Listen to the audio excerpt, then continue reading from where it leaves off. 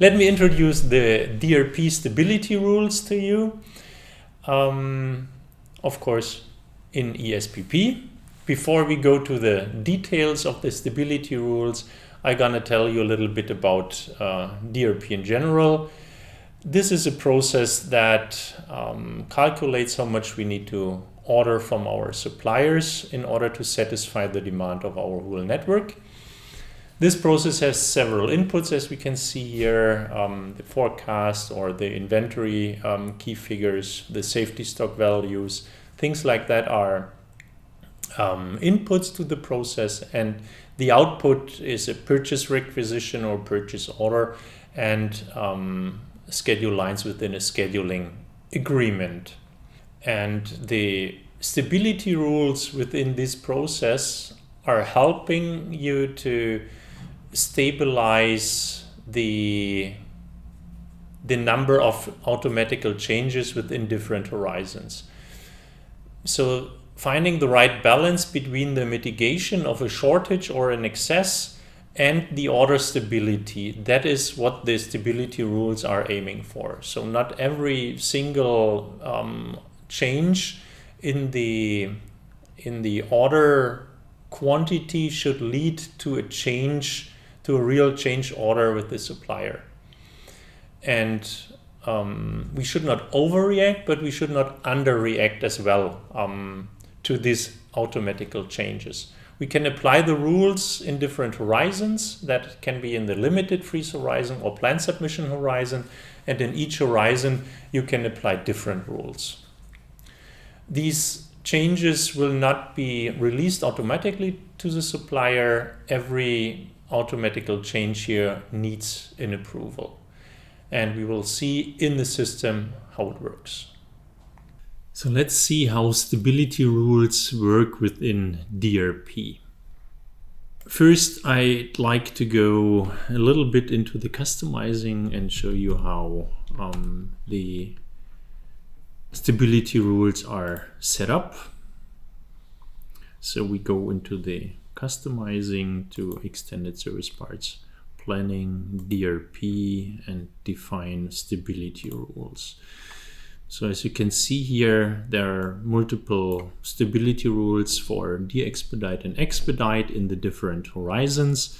And if you go and open one of the expedite in the limited freeze, for example, you have multiple parameters. In this example, we always de-expedite orders, but more relevant is the expedite rule that we have set up. There are a lot of customizing parameters. I don't tell everything. I just want to show how it works. It takes a little bit to find the exact right settings that you, or as you wish, how stability rules should work. We at the moment, for this example, use only the forecast, but you can use different demand categories and so on, different parameters X, Y, Z. So just as an example that you can see how flexible you can define your own rules. Going back to the DRP metrics first and see how DRP works without stability rules, and then we will apply the stability rules. So this time we are taking a different product, that is eSPP 012.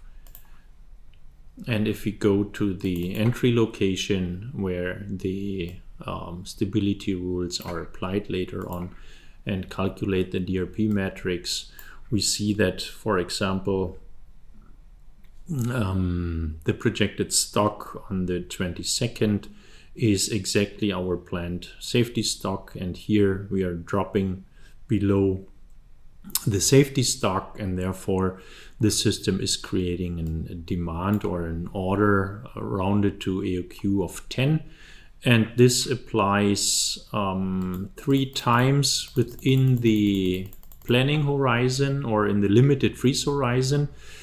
And therefore the system now would create, or already did create, 3 orders, 3 purchase requisitions with each of 10 pieces. So, and that is the limited freeze horizon you can see here.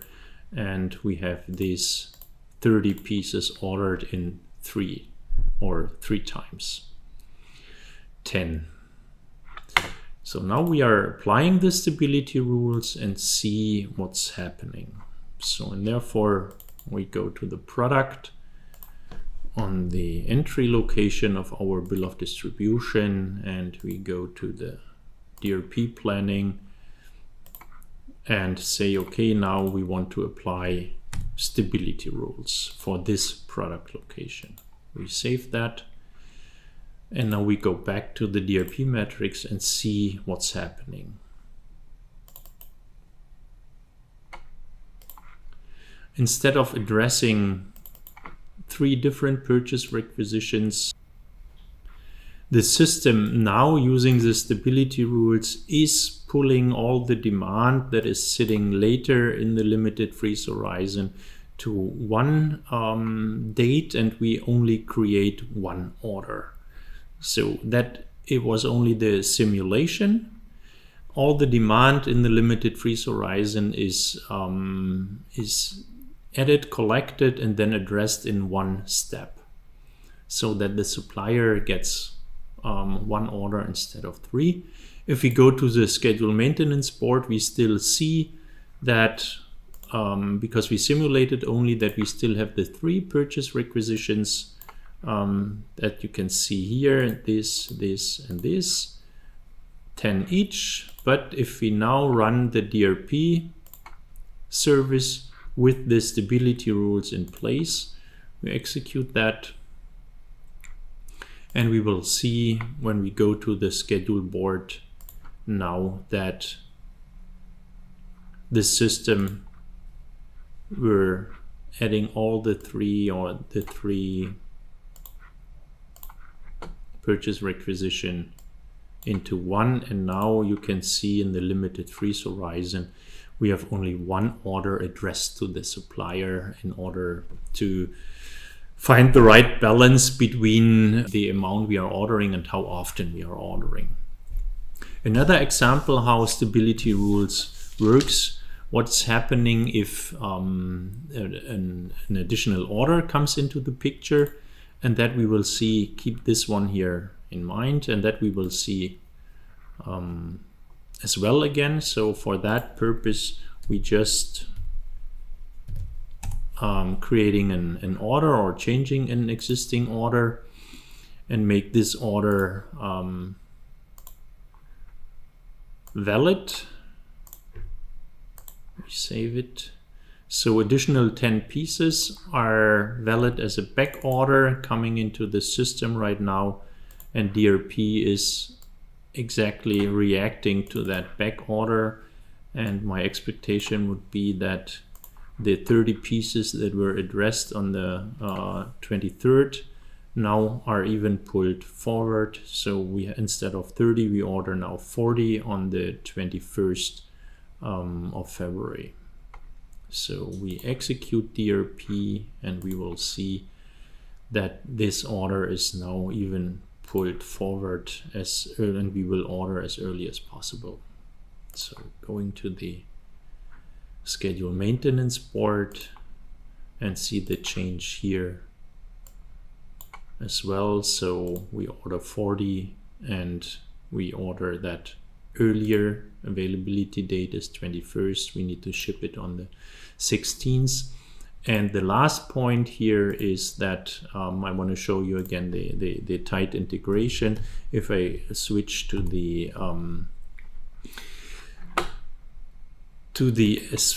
S4 side, to the execution side of it for this part,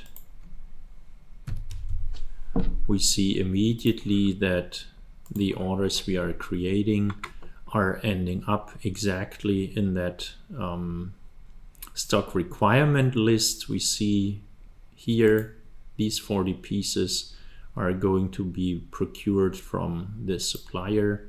The supplier is vendor 002 here, or 02, And that is, again, another example how tight the integration between planning and execution is when we use eSPP.